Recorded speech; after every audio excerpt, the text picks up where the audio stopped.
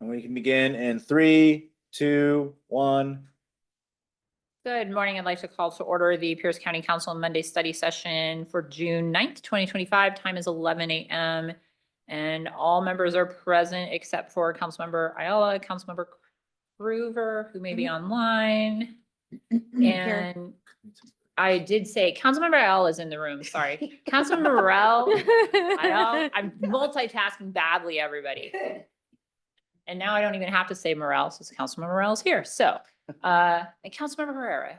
So looking for Groover. She's Councilmember joining Groover's online. on. Okay, so just Councilmember Herrera at this moment is not in the room. So we will move on from there. That was way more complicated than it needed to be. So we will move to item number 2, which is our legislative wrap up. We'll start with Mr. Taylor. All right, good morning, Hugh Taylor, Chief of Staff. So today for the wrap up, we have Mike Shaw from Shaw Government Relations present. He has provided you with a memorandum that's in your packet. Of course, at this point, governor action has occurred on all the bills that were forwarded to that office. Mr. Shaw has had an opportunity to compile a final summary of the session outcomes. Within your packet is the memo I just mentioned. In addition, there are 2 other documents which are summaries of capital and transportation projects in Pierce County that were funded. Last week at your budget conversation, questions were asked regarding state budget cuts, and the council had a desire to have some additional information on that subject. I asked Mr. Shaw to include that within his overview today, and he has taken an attempt at that. I understand it's a pretty complicated exercise to go through, but there is information on cuts in major policy areas that are identified within the memorandum that you have. So hopefully that's helpful for you today. So with that quick introduction, I will turn things over to Mr. Shaw. Thank you. Thank you. And for the record, Vice Chair Herrera is now here. So everybody's here. Mr. Shaw. Chair Hitchen, members of the council. Sorry it took so long to get it. We had the holiday last week and yeah. And thinking about how to present this, I didn't want to just go over things that we've gone over repeatedly in the past. So I'll just really quickly go through, 1,000-foot level. So you remember when we were starting about a year ago, I think we knew that the budget was going to be bad. And I think the Pierce County Council, you read the room correctly. You came up with policy bills that didn't cost money, that gave you flexibility, that allowed you to spend your money more wisely. For instance, the reflexibility bill, the county ferry bills allow you to more flexibility and hopefully save the taxpayers money and maintenance. And of course, the ability to more flexibility in the housing of child care facilities in existing buildings. So I think we did well in that regard. And I think that was why all 3 of those bills passed and got to the governor's desk and were signed. There were a lot of bills, however, that I don't think took the budget reality into account. And a lot of bills were introduced. I think you might recall in January and February, there was just a massive flow of bills coming through. And then the fiscal committee stepped in and a lot less bills passed this long session than in the previous long session.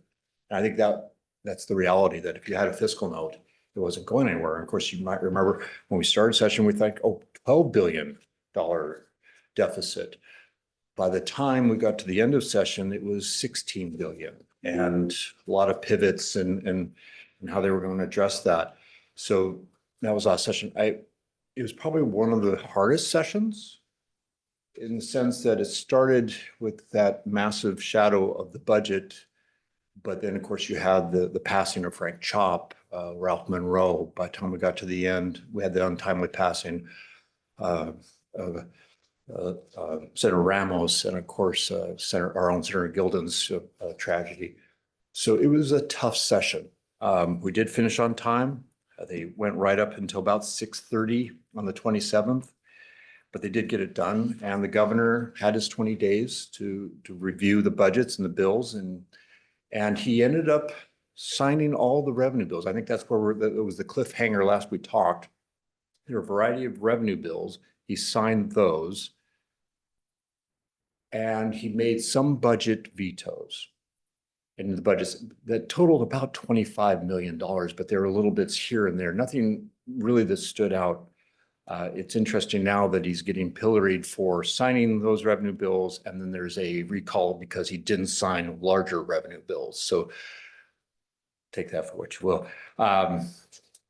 Get real quick, the budget was based on a B&O tax increase, capital gains, a state tax increase, adjustment of tax rates, expansion of sales tax, and a bunch of other things. But Mr. Taylor asked me to focus a bit on the cuts because that's how they raise money. But there was about 5 to 6 billion of cuts in there. And when you read through the budget documents, it was hard to parse those out because there were agency 20% reduction in this and that, but they didn't actually talk about specifics.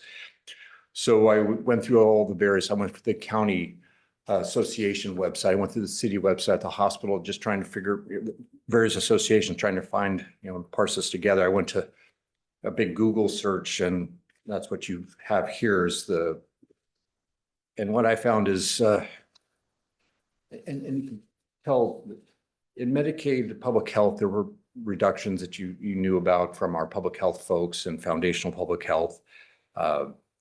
Recovery Navigator program took a hit. Home visits that nurses that go into the home to make sure the child care statuses, outcomes that was a hit of about 6 billion. But the hospitals also took a big hit. You could really tell that towards the end from the hospital lobbyists, frankly, that they were not happy with how things were going. But you saw a little bit in education, and I've listed those in here, so I won't go through everything, but little bits and pieces. But only now, I think, are we figuring out where some of those generalized agency cuts came from. For instance, one of them, the Secretary of State's office, was a cut. Well, that cut was realized, you might have seen the report, Water State Library in Tumwater is closing to the public. It's little things like that we're starting to see now that we're getting close to when the budget actually is implemented, the fiscal year. But with all that being said, with all those cuts that I've listed there, in public works, they swept 100 million, and then biannually, because they do it it's about 240 million by the time it's done. I still think most of us are waiting to see what's going to happen in DC. I know in HUD in late May, there was a cut in rent assistance for low-income households of around 40%. And you're starting to see those evictions rise. I know there was a story in the Washington Standard talking about doubling in some counties, King and Kitsap. And we're kind of waiting to see what's going to happen on the Medicaid cuts. 700 billion. And talking to my friends who are federal lobbying professionals, they say they probably see that come fall. And I know a lot of the folks in Washington are really concerned about the FMAP cuts. Now, when someone told me that, it went right over my head. That's the federal medical assistance percentages on Medicaid, and what that means. Washington is uniquely in a bad position in that regard, because Medicaid cuts generally that percentage is 50% state, 50% federal. But with the expansion of the ACA, we expanded it, and that's 90% federal, 10% state. So we don't know what those cuts will look like, how those percentages will be adjusted. I've seen various scenarios, but that could mean a reduction in adults healthcare, child healthcare, and housing assistance, because Washington is also kind of unique. We do a lot of innovative things on housing. We have waivers, and we're able to do certain things. Total, I've seen numbers everywhere from 1 billion to 2 billion in a year. I can't really vouch for any of those numbers. I'm a generalist. I only go about this deep. But it's what's keeping people awake. And now I'm being told by legislators that they don't think that will bring us into a special session, that they will probably be able to make it into January for the short session to deal with those cuts if they do indeed come. The other part is there's a bunch of federal money that we're expecting for transportation infrastructure. that we're not sure is coming now. And you're familiar with the lawsuit Pierce County is involved in on that. So I'm going to a transportation conference actually on Wednesday over in Walla Walla. I hope to learn more about that. Unfortunately, a lot of the DOT folks won't be able to be there because their travel budget got cut. So we'll have to see how that goes. So this month is again, fiscal forecast comes out. We'll have to see what happens in the fall. I don't see us being in special session. I guess that's the good news in all of this. But I do think that the next session, which is a 60-day session, short session, it could be as dire as this session was with regards to those, because we just don't know what those cuts are going to look like. There were a bunch of, talking to Ms. Taylor, you brought this up. There were some strange omissions in the transportation budget, little projects that that I know we're familiar with that for some reason didn't get funded. So I'm looking forward to talking to some of the transportation folks. That happened in various places, and people are like, why didn't that make it? And what I'm being told is when it came to any kind of new program, they did try to make cuts, because even though they increased the gas tax by 6 cents and indexed and had several bills that increased transportation revenues, that was just enough to pay for the existing large mega projects. So they did a lot of cuts. There wasn't a lot of new programs. And now I'm hearing that if those federal cuts that we're expecting, all those increases, it might not, they may have to go back to square one. So with that wonderful news, I tried to make this document useful to you with hyperlinks and try not to go on too much. If there's any questions, I'm happy to follow things up. I guess in some, again, I go back, our policy bills, we went 3 for 3. So I feel really good about that. We still don't know what's going to happen on public defense. The Supreme Court still hasn't stated on what they're going to do on that, whether they're going to accept the bar. So unless you know something, We just got item, so. I knew once I was good. All right, I will just, For future conversations, not today. okay, I did not hear that on my way down. Okay, so we'll see on what that brings. Or that I'll just stop talking because I've embarrassed myself. Literally was in my email this morning. It's all good. So questions for Mr. Shaw on the report?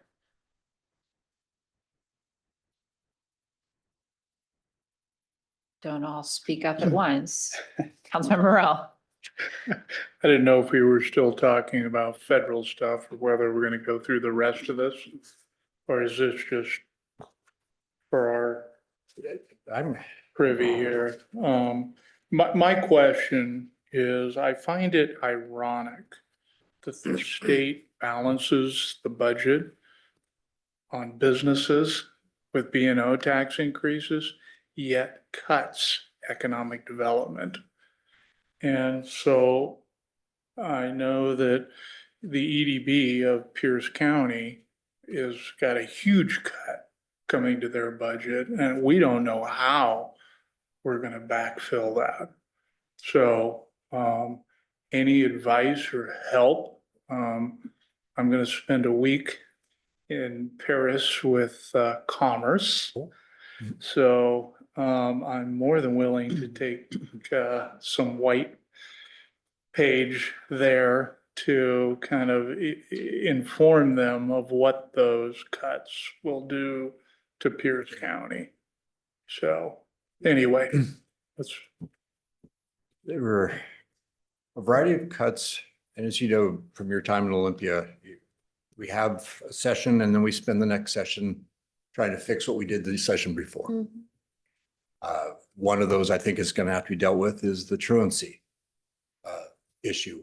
There was a bill to get rid of the BECA, you might remember as a BECA bill, the truancy, the courts, you know, they were, well, what they did, they had a bill to get rid of that program. So they got rid of the funding and then they didn't pass the bill. So that's an impact in Pierce County. It was not intentional. They didn't mean to cut the funding and still keep the program. They thought they were going to get rid of the program. That has to be dealt with. On criminal justice, there's the drug task forces, which Pierce County's, you know, that was cut. So there's a lot of things that are going to get back. And frankly, I'm kind of worried what we're going to see later this month with regards to the fiscal forecast to go back. But kind of going to your point, we'll spend the next session relitigating a lot of the things they just did. Right, and I agree that the unintended consequences aren't well thought at the moment. And, I don't necessarily want to be negative to Commerce. I just want to highlight the impact that will happen on Pierce County and every other jurisdiction that has these EDBs. As, selling bonds, bring development in, that I don't know how we're gonna be able to maintain those corporations without state commerce helping, which has always been there since the 80s. So, but if you ever run into Michael Katzy, I'm quite sure he will inform you about the impacts. So anyway, thank you. Thank you, Madam Chair. Thank you. Other questions for Mr. Shaw? Okay, so I will, let me check online. I had a couple kind of just nuanced ones. I'll probably just follow up with you via email. One of the things with the new government relations office, I think one of the things to think about is like, really, how do we communicate some of our concerns about what we're hoping they're going to work on in 2026, in 2025? So maybe doing it proactively. And so things like funding for economic development, funding for some of our roads projects, some of these conversations impact with Becca, Bill, maybe being a little bit more before the session begins, starting the conversation around what that could look like and really thinking about that. So I think there's interest from at least my conversation with Annette. That's the way she sounded she wanted to go, is to kind of get those conversations during the downtime with legislators so that they're better prepared and ready to drop bills when the session begins, as opposed to scrambling after things have begun. So it'd be interesting to kind of look through this document and maybe put some things in writing around what we really want to look forward to. What are some of those big topics? Okay. Mr. Shaw, I appreciate it. We'll see you again at some point, I'm sure. Hopefully we're not going into a special session, so we will see what happens. Thank you very much. Okay, so that brings us to our council agenda for this week. We'll go to Ms. Long to brief.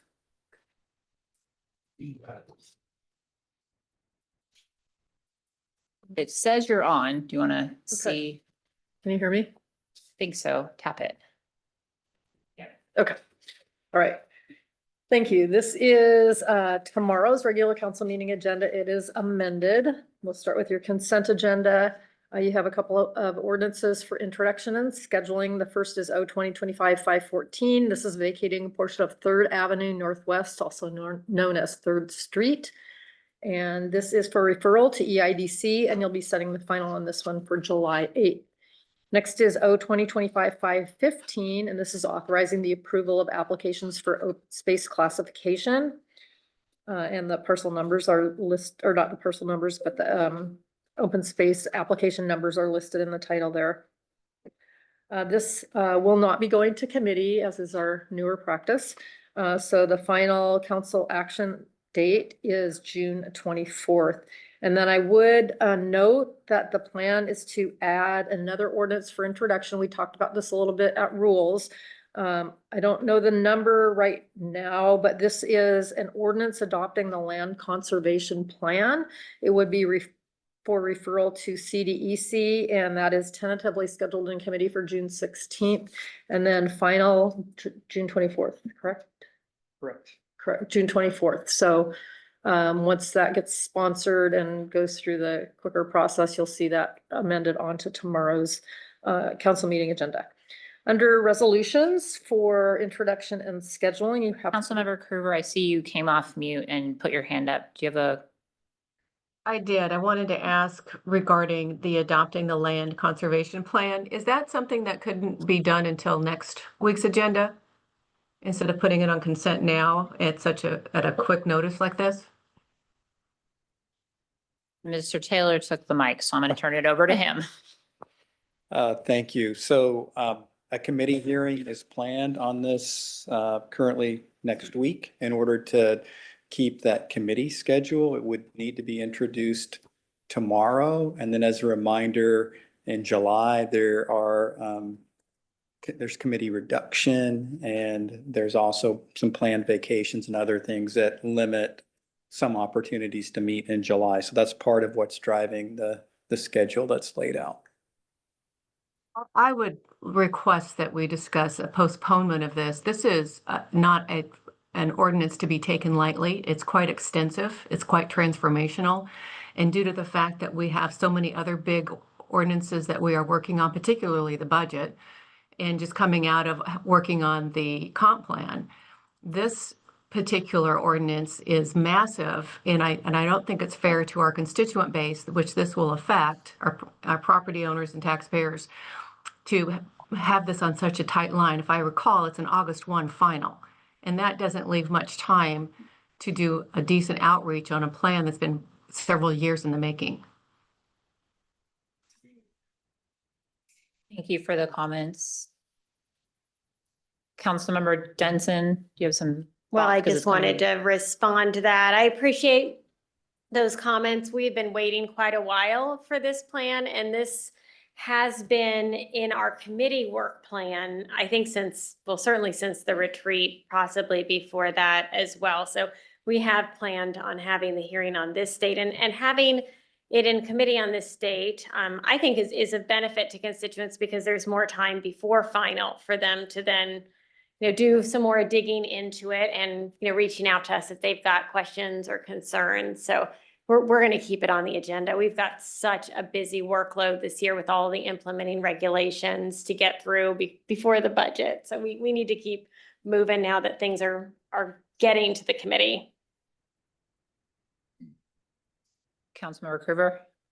Thank you, Madam Chair. I think you made my point, because there is so much going on that I don't believe we can give due diligence to this because the magnitude of it.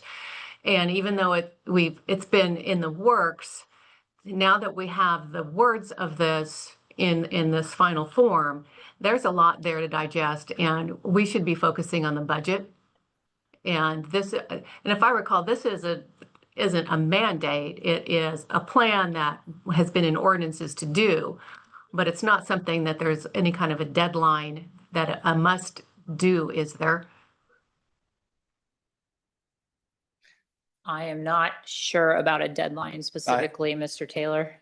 I'm not aware of a statutory deadline associated with this, but Mr. Krueger is your subject matter expert on it, so he's in the room. He can add any additional information. Okay, we'll go to Mr. Krueger. Timeline on this? There's no statutory deadline. The work does, though, come from changes in state law, the deal with climate and sustainability. The proposal is consistent with what we've done through Sustainability 2030 and updating the comprehensive plan to incorporate policy related to sustainability and climate. And so this is another piece of legislation that implements the work that's preceded it. But there is no date such as August 1st that we need to be meeting in order to comply with some RCW. And I'll just add that it's also consistent with the comprehensive plan policy to conserve up to 100,000 acres. And to Councilmember Krueger's point, I totally get it. Our committee is always so busy every year. It seems to be so busy. But as we move forward in this year and we get into the real heat of budgeting, it's going to be really, really difficult. So it's really important that I'm super excited to see this plan, as you probably know. So it's important that we keep on our work plan that we've worked out with the committee in advance. Thank you. Councilmember Krueger, my suggestion would be you have the opportunity to pull it off of consent for scheduling, and we can have that debate formally tomorrow if that's the way we're going to go. That could be, I guess I would ask for information what are the economic impacts of this plan, I believe it will shut down a lot of generating revenue ability. So I think that should be known before more focus is on this ordinance. Thank you, Chair. Okay, thank you. Thank you all. We left off on consent. agenda, Yes, so for tomorrow, that will show up on consent and you can address it during your usual course of pulling things off and discussing. So under resolutions, you do have 3 items for introduction and scheduling on your consent. The first is R 2025-159. This is approving the installation of a historic old piece-up Gloyd Road sign at the corner of River Road and 50th Avenue East to recognize the historic contributions of certain Puyallup and Pioneer families in Pierce County. You'll be referring this to rules and setting the final on that for July 8th. The next 2 have been added. You have our 2025-166, and this is confirming Gary Gant as the Director of the Human Services Department. You'll be referring this to the Health and Human Services Committee and setting the final for July 1st. And last is our 2025-169. This is approving expenditures from the Housing and Homeless Fund to renew homeless housing program contracts approved by resolution R 2024-172S and directing the Human Services Department to report on the final funding and allocation details by July 15th. That is for referral to Health and Human Services, and you'll be setting the final for June 24th on that one. Final action items on your consent, you have 3 resolutions. The first is R 2025-160. This is confirming the appointment of a new member to fill an unexpired term on the Pierce County Lodging Tax Advisory Committee. Next is R 2025-162. This is confirming the appointment of 1 new member to the South Hill Land Use Advisory Commission. And last is R 2025-163. This is confirming the appointment of 1 existing member to the Frederickson Land Use Advisory Commission. Moving to section 7, you have 2 proclamations tomorrow. The first is proclaiming June 12th, 2025 as Women Veterans Recognition Day in Pierce County. And that was requested by council members Herrera, Denson, and Yombe. And you want to select a reader for that one? Women's Veterans, Vice Chair Herrera. Okay. And the other is designating June 2025 as Juror Appreciation Month in Pierce County. And that was requested by council members Denson and Yombe. Want to do that one, Brian? That's member Yombe. Okay, great, Yombe. thank you. All right, so moving to section 8, resolutions, you have 1 item. It is our 2025-158, and this is objecting to the display of the Pride flag from June 3rd through July 14th and the Juneteenth flag from June 17th through June 20th at the 4 facilities listed in your title. And this received a do not pass recommendation at rules on June 2nd. Under section 9 ordinances, you have 2 proposals. First is O 2025-513. This is adopting a new chapter 2.40 of the code entitled Community Engagement Financial Support and directing the finance department to provide a report back by a date certain. This received a do pass recommendation at rules and operations on June 2nd. And finally, you have O 2025-516S. This is adopting the implementing regulations to the comprehensive plan periodic update proposal that was passed earlier. And this received a do pass as substituted at CDEC on June 2nd. And those are your agenda items for tomorrow's regular council meeting. Thank you. Do we have amendments that we're going to discuss? Okay, Mr. Krueger. Thank you, Chair. Ordinance number 2025-516S does include a total of 8 amendments, and one of the 8 has an amendment to the amendment that I'll describe when I get to it. I believe they're in the packet and can be displayed on the screen, and I'll just walk through them quickly. First amendment is a technical amendment that would insert the date of the council meeting tomorrow afternoon. Amendment number 2 concerns medical service facilities within all zones in the county, both urban and rural. The amendment would allow medical facilities as an accessory use to existing civic uses. I would mention that there, in the underlying bill, as was discussed at committee, there are provisions proposed that would allow mobile medical facilities. Amendment number 2 builds upon that. Amendment number 3 concerns an exception to minimum density requirements for residential infill projects on small lots. This amendment was discussed in committee as well and withdrawn. And so it's being reintroduced for final on Tuesday. The specifics are that for this exception to apply, the lot would have to be less than 1 acre in size. It would need to contain existing residential or commercial uses, and the minimum density would be reduced to 1/2 of the minimum density requirement. And a typical scenario would be a minimum density of 24 units per acre. This amendment would obligate at least 12 units per acre as a minimum density in the example. Amendment number 4 is a map amendment. The amendment area is an area that's located southeast of the Roy Y in Spanaway. The proposed map amendment would take a compact urban designation and rezone it from urban corridor to middle housing. And there was some testimony at committee regarding this particular location by a constituent.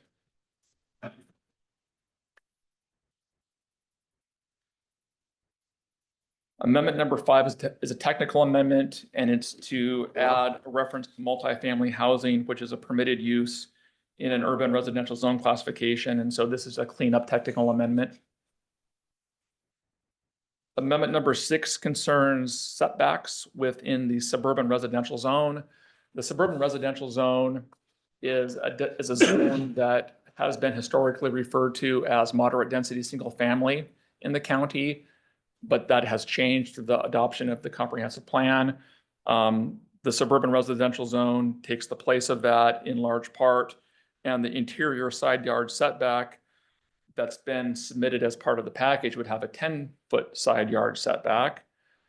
But due to the increased density in the suburban residential zone, to make it comparable to the old moderate density single family zone, this amendment would bring the setback to 5 feet and provide consistency to what's happening now in those neighborhoods. It's not a technical amendment, but it does bring us back to an existing setback designation that's been in effect for years in the county. Amendment number 7 concerns temporary housing communities. Temporary housing communities are a use that has historically been challenging to cite in the county. The proposal before you has a whole section of regulations that deal with temporary housing communities, including a provision that allows for the extension of these uses based upon approval of the Human Services Department.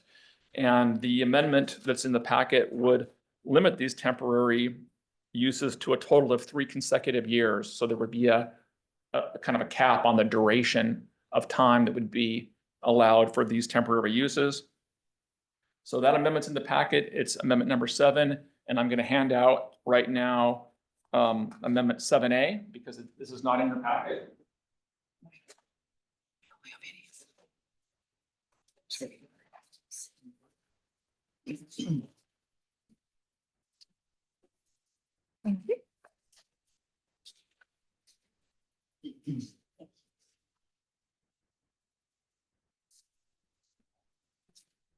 So I've handed out amendment 7A, which would be an amendment to the amendment. And what it would do is it would change the duration as proposed in the amendment from 3 years to a total of 6 years as the maximum duration for a temporary housing community. And then finally, amendment number 8 concerns the design standards for middle housing. This is a new designation and a new zone in the county, and there are no design standards. And so the underlying bill includes a portfolio of design standards that would apply to middle housing. And as presented to council, their design obligations. What this amendment would do is it would modify that and create discretionary obligations for these design standards for middle housing. And it is council amendment number 8. And I would be happy to take any questions regarding these amendments. Thank you, Chair. Thank you, Mr. Krueger. Are there questions from anyone? And this is up for final tomorrow. Councilmember Morrell. Thank you, Madam Chair. I do want to put the council on notice that I am going to put forward what I call the super amendment on density. So I will be working on that with Mr. Krueger, and then I will get it out as quick as possible. Thank you. I am very intrigued. Okay, thank you. Councilmember Fruver. Thank you, Chair. I too am very anxious to see that. I'm wondering, is it possible to go through a scenario on the temporary housing amendment part so there's quite a bit of land in my district, and I can't still discern how many temporary units can be on that chunk of land. And because it may be staff from Planning and Public Works may have to, share the intent, because I don't understand what that can look like in 10 years. In the course of 10 years. I could take a shot at that if you'd like, Chair. Yes, please. So I believe the question was the impacts and the numbers of folks that could be provided this service. So first, I will say that the maximum number of folks that could be provided a service in an individual temporary housing community is capped at 60. So that's in the underlying bill. The temporary use does not create any sort of obligation to locate in a particular zone. And so these types of facilities could be set up throughout the county in many locations, provided they can meet criteria that have primarily to do, the way I like to characterize it is criteria that obligates the provider to be a good neighbor and provide wraparound services and support to try to get folks into permanent housing. So that's the idea. We do have a state law that comes into play when it comes to these facilities that concerns churches. And I know council has had a lot of conversations regarding safe parking facilities at churches. The same state law applies to these facilities when they're being conducted on a site that's a religious organization. And so that's something important to keep in mind as well. So I hope that helps the councilwoman understand kind of the potential scope of these. Again, the executive's proposal came up from Planning and Public Works, does not have any sort of limitation on duration that's built into the proposal. Extensions of time would be allowed through review of criteria and managed by the Human Services Director, and provided that these facilities remain good neighbors and there's not a bunch of complaints or code enforcement actions taking place, they could be extended indefinitely under the bill that's before council. And now we have two potential amendments. One would be a 3-year duration limit, and the amendment to that amendment would limit that timeline to 6 years. And Chair, if I may, of course, I can't find it in here right now, but I believe it said as far as for temporary, it can be a tent, it can be a tiny house, it can be, a number of things. Is that correct? Yes. So it could be a tent, and there are, say if it's 11 acres, one parcel is 5 and one parcel is 6, and they are adjacent to each other, adjoined. There can only be 60 on both parcels. And because I don't see it specifying that in the amendments. So it could come back and say, well, it's supposed to be 60 per parcel, not per area. It's 60 per use. I I hear it's that. difficult. I think it's but difficult to get into a bunch of scenarios without having, without taking a look at a specific location I in can, the county. get that from planning then, and what the intent was on that, because I just find it hard to believe if that were 100 acres and there would only be 60 based on this. I don't think that is the intent, but I need clarification on that. And then if it were tense, it could be indefinite then, based on the amendments and whatnot, correct? Depending on if either are adopted. Right now, the way it stands, indefinite if they are complying and meeting all the requirements every year that we've established in the code. And 3 years per Vice Chair Herrera, 6 years per Councilmember Al and I. And again, we call them temporary housing communities. It is not that the actual use is temporary. It is literally that the people are supposed to be using it temporarily while they reestablish. So I think there's some confusion about this being a temporary type land use policy. It is literally trying to create a permanent place for people to go in a temporary fashion. So we stop this cycle of moving people from their homes to their cars or the streets. Instead, they're going, if they get kicked out, evicted, whatever, from their homes to a landing place where we can provide those wraparound services. But happy to talk through scenarios with you, Councilmember Krueger. Okay, that would be helpful. It sounds, it's, in the realm of the family promise model. However, isn't that the same model that is in Tacoma? It is, again, I think so, but we have really established some specific guidelines on what is expected along the whole, like being a good neighbor in the community and the notice and the communication with the community prior and the yearly check-in. So, and I don't know, I have no idea if Tacoma does that. I know that's what we're saying we want for this to work in unincorporated Pierce County. And I don't introduce it because it wouldn't pass, but I'm concerned, wondering, is anyone else concerned on the short notice that is given to the community when these kinds of changes are going in? Because I would like to at least, a public meeting, at least 7 calendar days prior to finalizing an MOU. People need more than 7 days to plan their calendar. And I don't know if I would have support to amend that.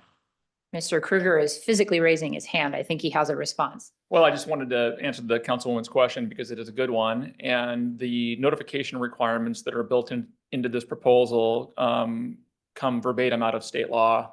As I've mentioned, there's a section of state law that deals with this sort of facility as in a similar manner as safe parking. And the MOU requirements, the notification to neighbor obligations, and that process comes directly out of the provisions of state law. And would So that be at a minimum, or is that a mandate? I don't believe that the county has the discretion to allow a more onerous process than is described in the state law, particularly if there's a religious organization that's providing the service.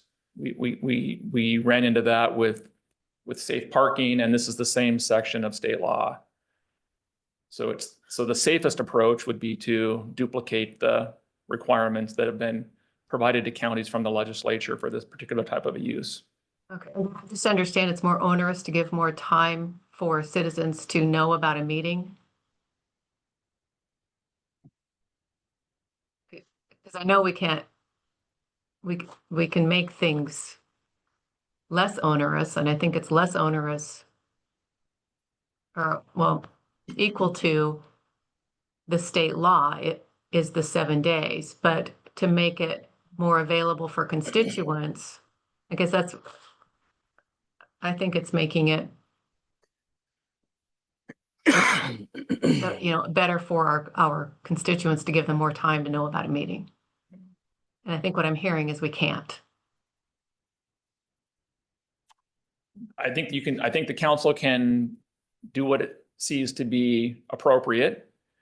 And if there's a desire to run an amendment to modify the notification timeline, staff's happy to write that up and have the discussion. All right, I during could the council talk with meeting. Chair too. All right, thank you. Thank you, Chair. Thank you. We're going to go to Councilmember Morrell. Thank you, Madam Chair. Mr. Kruger, since I got you front and center, the issue pertaining to safe parking. So if I read this right, that would allow religious facilities then to have sheltering other than safe parking on their property. That's correct. Okay. Thanks for clarifying that. The other issue is I hear the concern about tents, because that was pretty much the vocal outcry from the community pertaining to tents. I don't think tents are very dignified to house people in. It's my opinion. I think the city of Tacoma even acknowledges that now.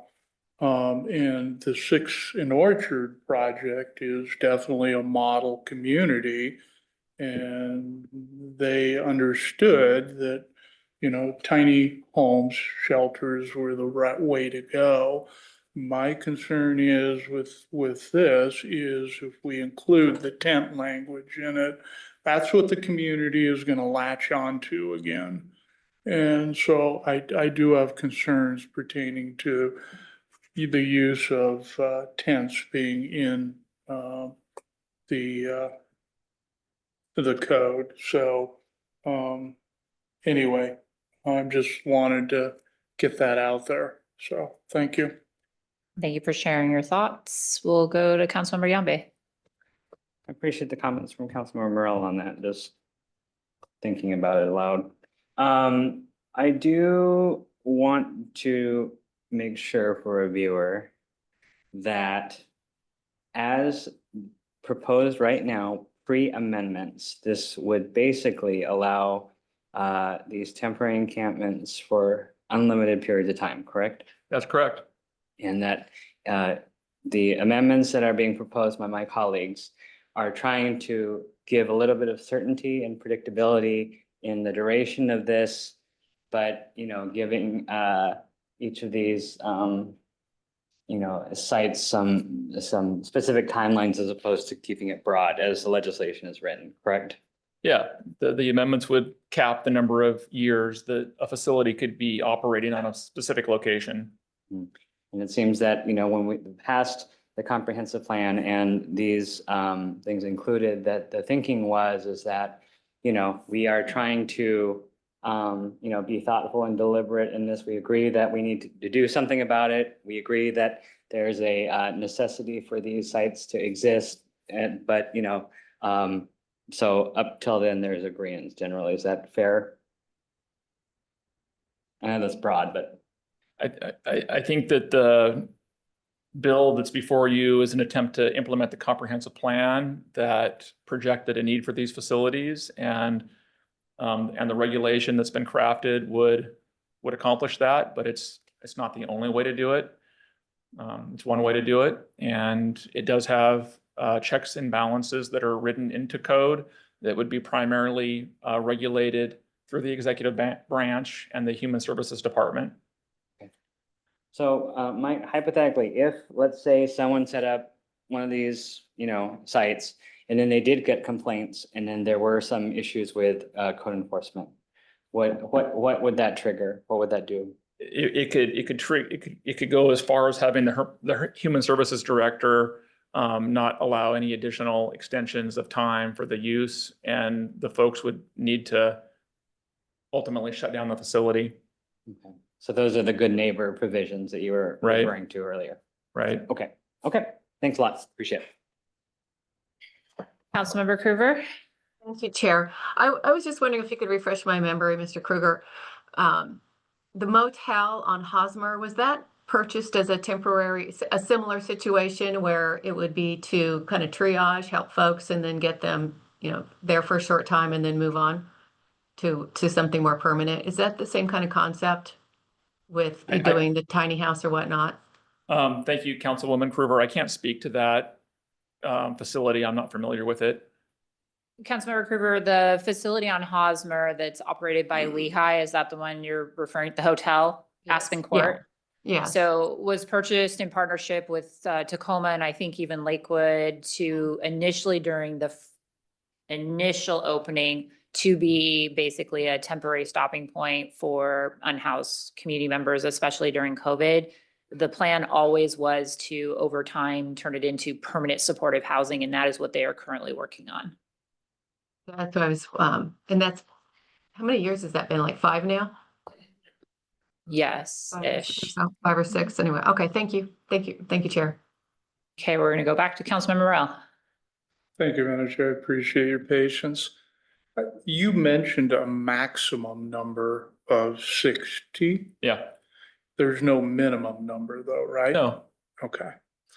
And then you had mentioned that this was allowable in all zones, right, even residential resource yes. zones? Yes, there's no stipulation in the underlying bill regarding placement of these facilities. The temporary housing section of the code that refers to the various zones says, don't use this table that dictates the location, and just go to the criteria for the use. And then you have all these standards that apply, and it doesn't distinguish location. Okay. Okay, so it could happen in a commercial zone, it could happen in any zone that the county currently has. I believe so. I will double check that, but I believe that's the way that the proposal is structured. Okay, thank you. Thank you, Madam Chair. Thank you. And I will remind everybody that it takes a willing partner with land and a willing operator to open one of these, and to find those two together is exceptionally challenging. So I appreciate the dialogue, but we will go to Vice Chair Herrera. Thank you, Chair. Good talk today. My only question is, if whatever's implemented, can they be undone, or is this like locked in for the comp plan for the years? No, you can certainly come back and modify these regulations. This is a zoning code implementation standard that is discretionary in terms of implementation on behalf of council. Okay, thank you. We did attempt to change the code for temporary housing communities, I think last year. Kind of becomes a blur, so we came back to it this year. Okay, so any other amendments? We all know where Mr. Kruger works. We can find him if you have additional questions. Thank you, sir. We are gonna look at committee agendas for the week. Ms. Long. All right, thank you. So this afternoon at 1:30 is a Public Safety Committee meeting. You have, excuse me, 2 presentations. These have been added. The first is the burn ban and fireworks season discussion. That will be with the Fire Prevention Bureau with Fire Marshal Rice. And then you'll be talking about the crime trends update, and that will be with Bureau Chief Wilder from the Sheriff's Office.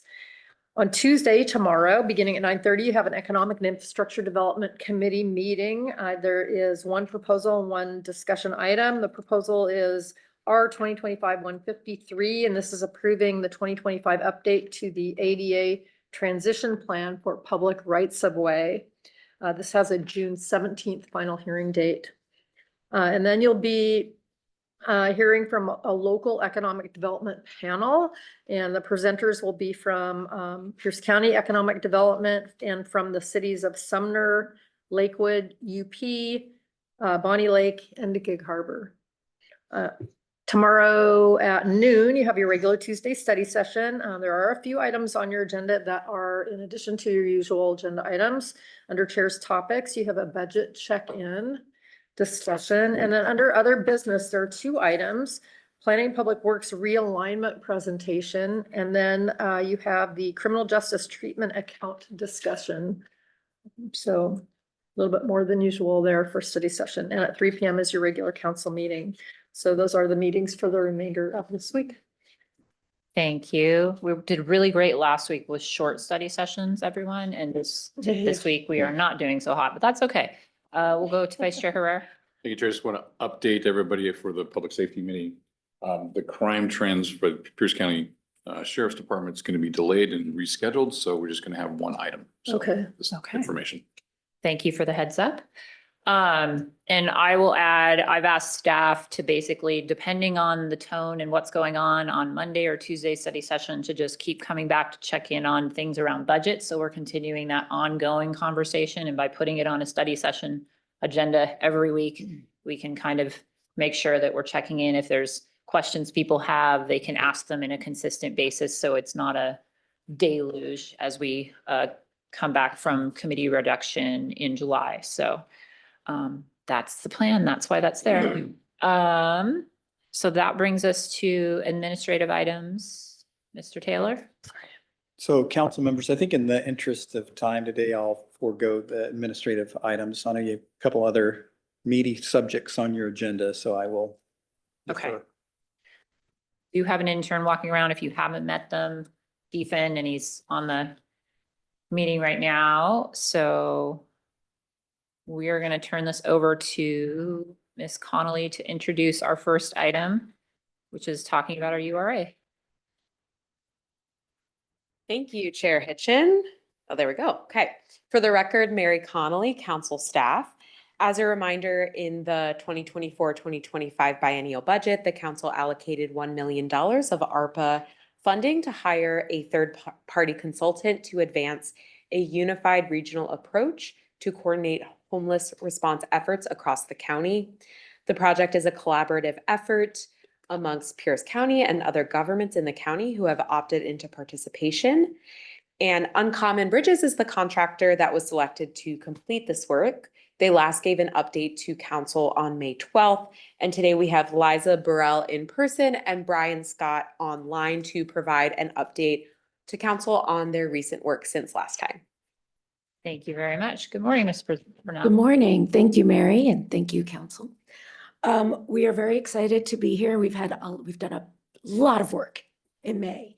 So it's good to see everyone again. And I will just get started. I will go through the slides, and Brian's here remotely. If there are questions that I want to be like, Brian, that's what you'll see me do. That works. Next slide, please. All right, so I want to give a huge thanks to Mary and Chair Hitchin for helping us set up what do you all want to hear each month. So this is what we're going to talk about this month, just a very quick project overview. If you have questions about the project, please reach out in other places and times. I think you all have heard it ad nauseum, but we just want to make sure we're continuing to bring you all along. We have very exciting news about our task force rosters. We have over 15 people in each task force, some of which are sitting right here. Thank you, Councilmember Ayala. We want to talk about outcomes, or what we're already hearing in our first task force. Last week was the first task force week. This week is the second week. We are running quickly in this project, and then what our next steps are. Next slide, please. So just a reminder, we like to share this, and we share this at all of our meetings. This project's purpose is to agree on and launch a more unified response to homelessness across Pierce County. Our tagline is, this is not a study, this is not to go on a shelf. This is really making a deal and getting started. And I will say the energy of the task forces is in line with this. It's very exciting being in these rooms with all these folks who are like, why is this going to be different? And we get to look around the room and say, wow, help us make this different than what we've done before. So it's been really good to have these as sort of the project's tagline. Next slide, please. We wanted to share, mostly you've all seen this, but we wanted to share, we were able to meet with the Puyallup Indian Tribe, and Vice Chair Sylvia Miller has agreed to be on the elected leadership group. We are also very excited that we have at least one Puyallup tribal member on one of our task forces, and we will just continue to do engagement. To say it here, and we say this in all of the task force spaces, the task forces and the working groups are not the only place that we will be getting input and guidance on this project. We will also circle up focus groups and do one-on-one interviews when and if needed. So this is not the only chance. Next slide, please. We also, the project vision and guiding principles were set forth in the first elected leadership meeting, which was in April. And we share this again with all of our task forces. And we talk about it because it was the elected leadership Their goal and responsibility is to set the sandbox, to create the scope of the project. And each of those task forces is there to really do the exciting work of what could be different within this sandbox, so to speak. And you'll see those sandboxes in a moment. But we also make sure that everyone's aligned with the guiding principles and vision that were created by the elected leadership group. And I will share, there's been a lot of conversation about why not functional zero? Why this and not functional zero? And it's been really effective to be able to respond that the elected leadership group did grapple with that and really did land on what we want to do right now. We really want to get coordinated and aligned and in essence, not focus on the things that have been dividing us thus far. So this was what everyone agreed to. And frankly, across the task forces, there's been a combination of why not functional zero and, well, this is much more realistic. So I think everybody sort of holds that tension, frankly. And I heard some of that come out earlier in the land use conversation as well. Next slide, please. So just to remind you, this is a project will take us through December of 2026. We are smack in the design phase where all of the task forces are coming up with these great options that will go in front of the elected leadership group in July. And then we will then be launching the implementation phase in March of 2026. So this graphic is just to simply show you where we are in time. Next slide, please. Another visual of where we are. That little red box shows that we are now in our second week of task forces. The dark blue are the elected leadership group meetings. They meet quarterly. The purple are the staff planning group meetings. Mary Connolly's on that group, as well as some other staff that you all know. And they meet more monthly to support both the consulting team and the elected leadership team. And then we are in our task force sprints right now. So we have 3 meetings in June of each task force, take a break in July, and they'll come back and meet again in August. Next slide, please. This slide is just, again, the project structure with the elected leadership group being the decision-making body, creating that sandbox. And importantly, I'll just point to the stakeholder engagement. We have been able to engage individually with a lot of different organizations and people. And as time goes on, if y'all are like, we really want to hear from this constituency, or folks, one of the things that we heard specifically in the operations group, which I facilitate, is homelessness right now on the streets looks different than it even looked 3 years ago due to the fentanyl crisis and other things. So we may need to get some ideas of great options and then frankly go and spin up some focus groups so we can get a little bit of reality checking about what might have worked 3 years ago and might not work so much today. So just a little bit of an example of where we might use a focus group. Next slide, please. All right. So the problems to solve, I believe I shared this with you guys, you all, sorry, that was far too colloquial, you last month. So we have 3 different task forces. Each task force is focused on 3 to 4 different problems to solve. And again, those problems were created with first by a large group, a kickoff meeting we had in March of this year, and then they were refined by the consulting team provided to the elected leadership group, who gave us the thumbs up that these are the right problems to solve. What's very exciting is the task forces agree. There's a ton of energy around everything from shared data to single point of entry to a lot of conversation about funding and advocacy and what does it mean to have governance, and are we talking ILAs or are we talking different kinds of agreements? So there's a lot of, I will say there's been very rich conversations in all 3 task forces. And the next slide, please, I think shows some of those conversations. Oh, actually first, in very small font, it shows who's on those task forces, which was also a handout. We were hoping for about 15 people per task force. We've exceeded that. I will admit that getting up to 18 to 20 people is a lot on a task force. But so far, like I just shared, there's been a ton of engagement.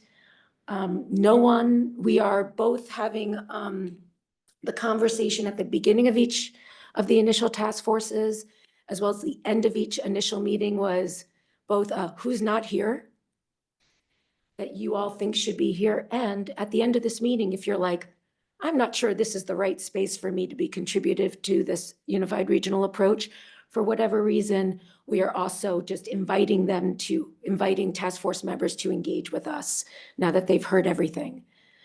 Frankly, we have not heard no one has come and said we don't want to be part of it, which I think is a good thing. But it does make for a lot of people on task forces. So invite you all to look at those. Frankly, if you're like, why is this person here or why isn't this person here? Please reach out to me or reach out to Mary, and she can reach out to me, and I will try my best to answer that question effectively. Next slide, please. All right, here was the exciting stuff. So last week we had our first meeting for all 3 task forces. Each task force meeting is 2.5 hours. And frankly, we have filled 2.5 hours across the board. We're not even giving them breaks. So we are providing snacks and water, but they are really jam-packed.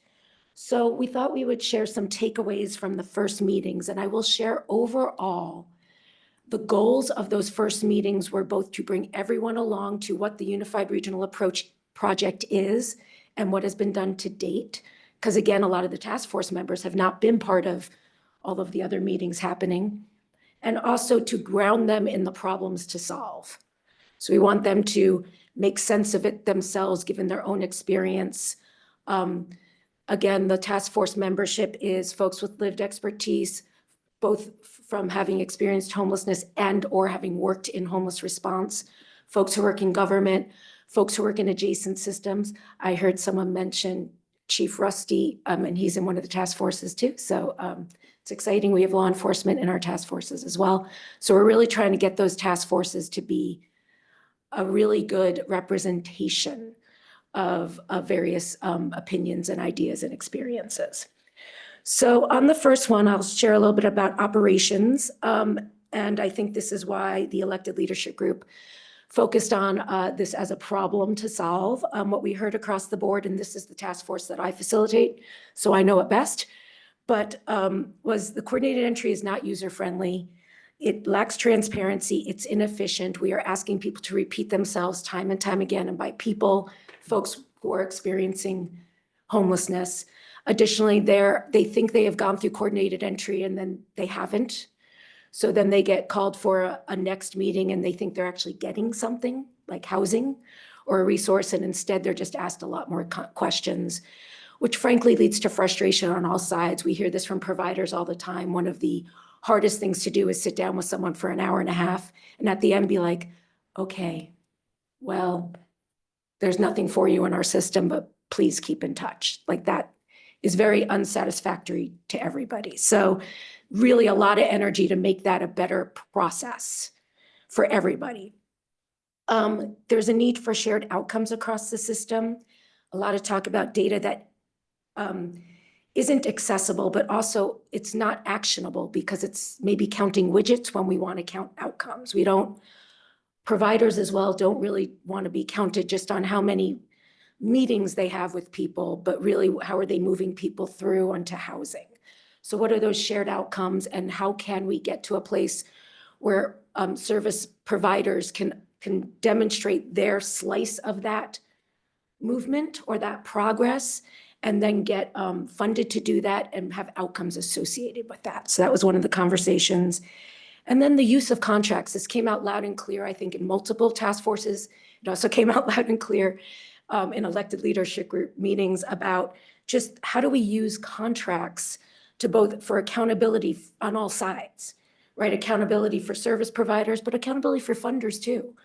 And how do we support funders going from maybe less of a compliance focus all the time to more of a technical assistance support, so providers are getting support to do the work they're doing and don't always feel like the only time they might hear from someone is when they did something wrong. On governance, this is an interesting task force in that they don't know what they're trying to govern around yet. So they're like, okay, we just need to understand what's going on, but we recognize we might not have our stuff. That's not a good word for it, but our, like what we're really trying to work on. So they talked a lot about getting clear roles and guiding parameters done before finalizing any legal mechanisms, such as interlocal agreements. There was a lot of conversation about, are we really talking about ILAs? Are we talking about something different?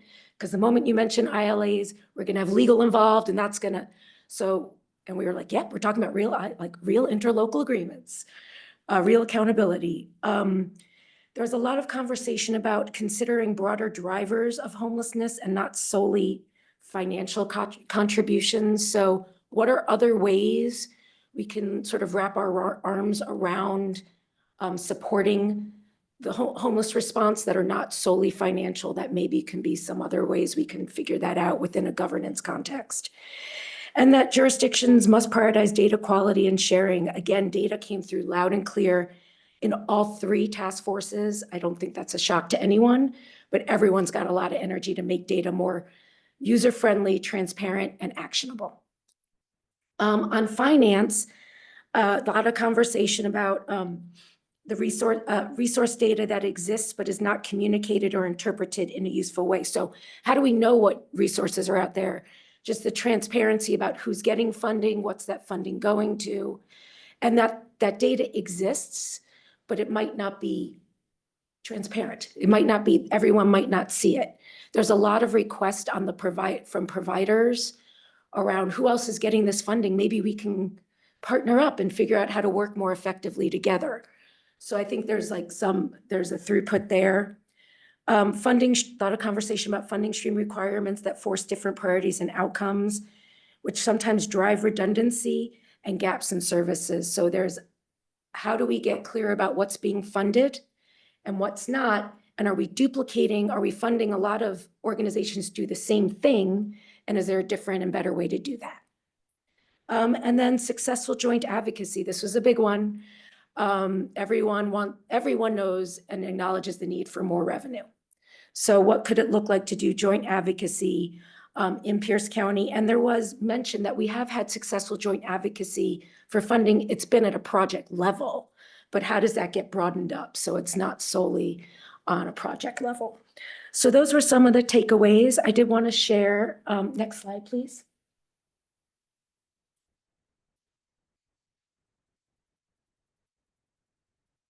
I did want to share also that we are in process of creating a website. I know there's a lot of interest in getting the website out as quickly as possible.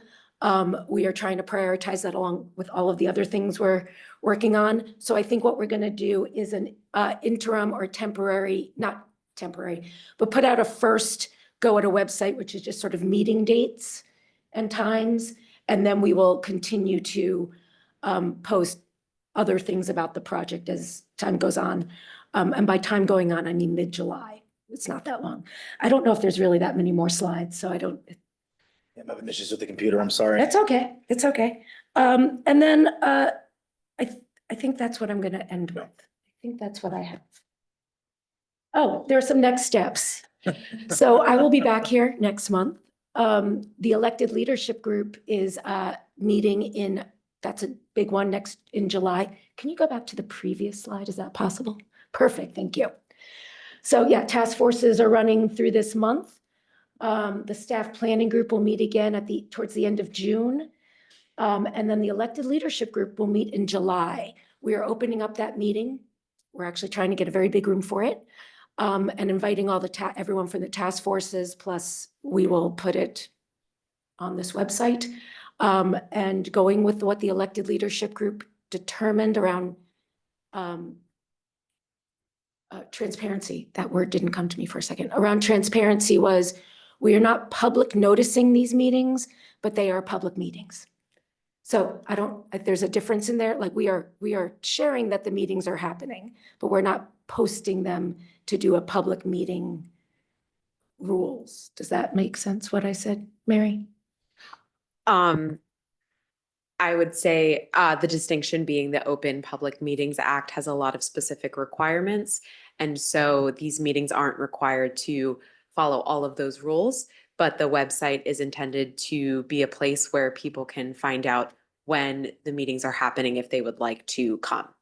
Thank you. Thank you for making that better for me. That's what I wanted to share. Questions? Thank you for the update and all the work going forward. I'm going to look to my colleagues to see if anyone has questions. I have at least one. But. Okay. No takers. So, I really like where you are. I really appreciate the diverse voices, including the geography. There is cities and towns from across the county and nonprofits, and some of them are huge players and some of them are small, and they all kind of have different purposes, which is exactly what we were hoping to see in this work group, because we really do need to figure out how to do it regionally. And if we don't include the entire region, it will not work. That's the whole point. So one of the questions I have is, now that you're kind of done with that phase one of the items that was in the work plan that I think happens in phase two, maybe phase three, but phase two, I think, was around just really wrapping your hands around from an outside, your view, as opposed to those of us in the weeds, what actually is provided in Pierce County. Is that still, I didn't see it in there, and I didn't know if it was something that was still in the work plan or something you're working on behind the scenes, maybe in the month of July. Are you the current processes, like the current process maps? Is that sort of what you're Yeah, talking like about? process, like what is the response across the county? Yeah, so we are, so what we are doing, Chair Hitchin, is we are asking in each task force we're giving them, what we did last week is we were like, here's what the problems are. Here's what we know is happening. And then we asked them to say, what do you know is happening? Why do you think this has been a persistent issue? And why do you think this is, what other context can you add to this? And then we also asked them, what data do you need to help you understand this issue? So we got some initial data asks from that we're going to respond to. We've also been in conversation with Pierce County Council staff about how we can provide some initial baseline data. One of the challenges is that we don't want to spend a tremendous amount of time. The 11 problems that we were asked to get solutions for, not all of them are going to equal a great map or equal a great process map, but some of them really do. So we want to make sure we're not chasing down and spending a lot of time creating, trying to create visuals or graphics around something that doesn't lend itself or that we just don't have a lot of data on. So frankly, we're going to do some of that mapping, but it's going to be more based on the problems that we were asked to solve, so that we can really keep those task forces as narrowed as possible. I will share that even from the beginning in some of the task forces, I was surprised by, it wasn't the operations task force that talked about prevention. It was the other task forces that were talking about prevention.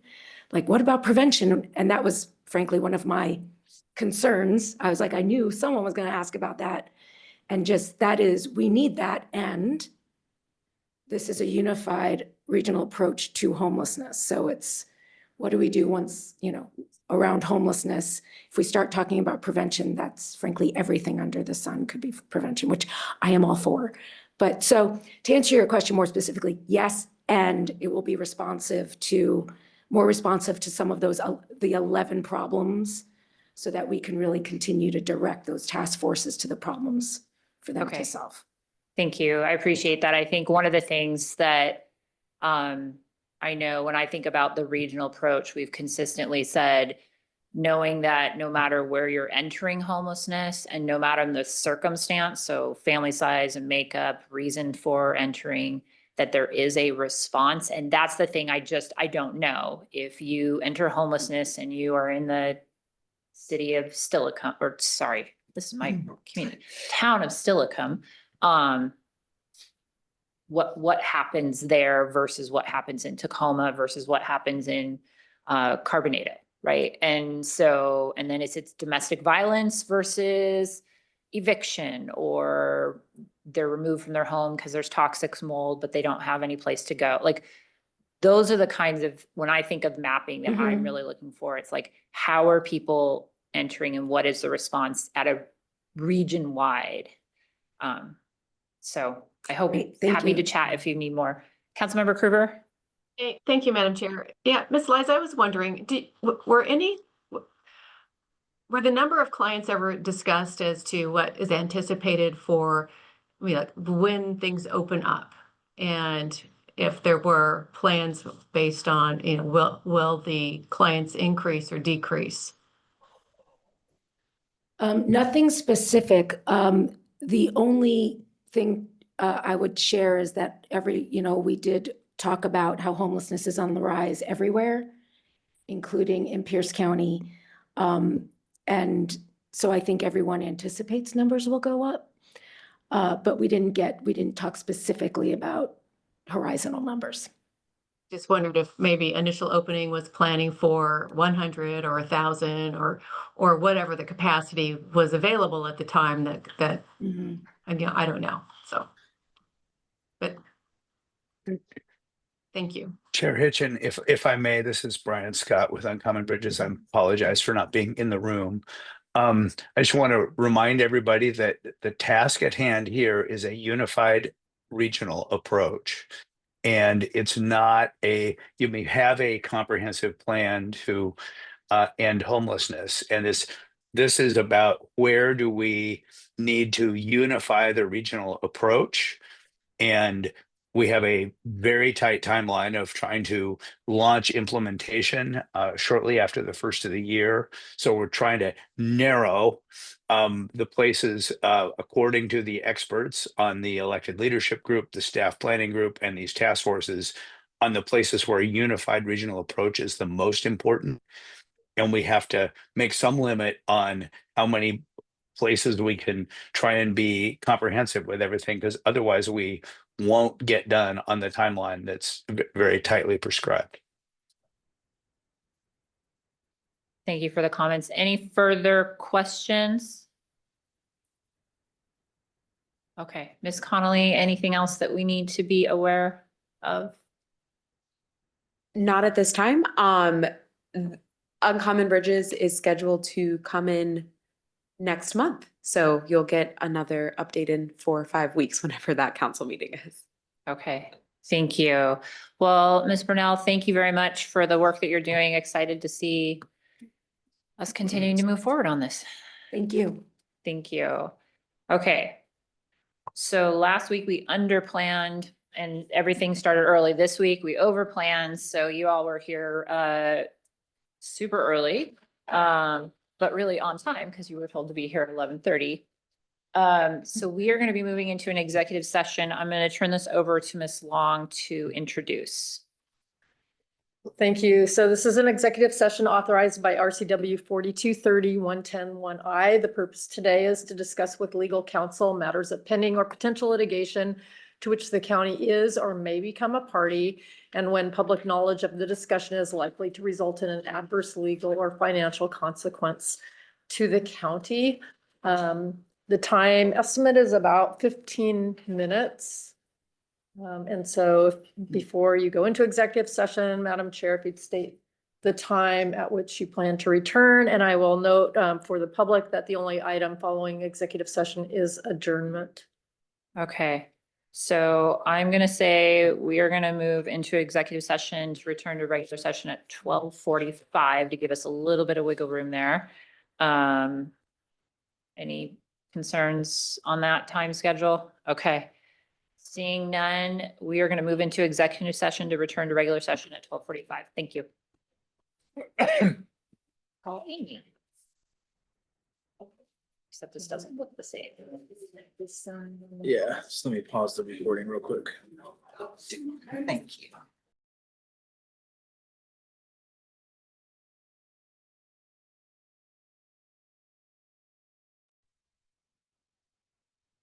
Harbor Fire was there and they all gathered around him and took a photo. That's me. So he was Sorry. like, made his day. Echoing from the It computer. it was me, because Oh. I had turned my audio on for the executive Okay. session and then did not turn it off. So, sorry for the audio problems there. We are back from executive session and seeing no further business before us in study session. We are adjourned. Thank you, everybody.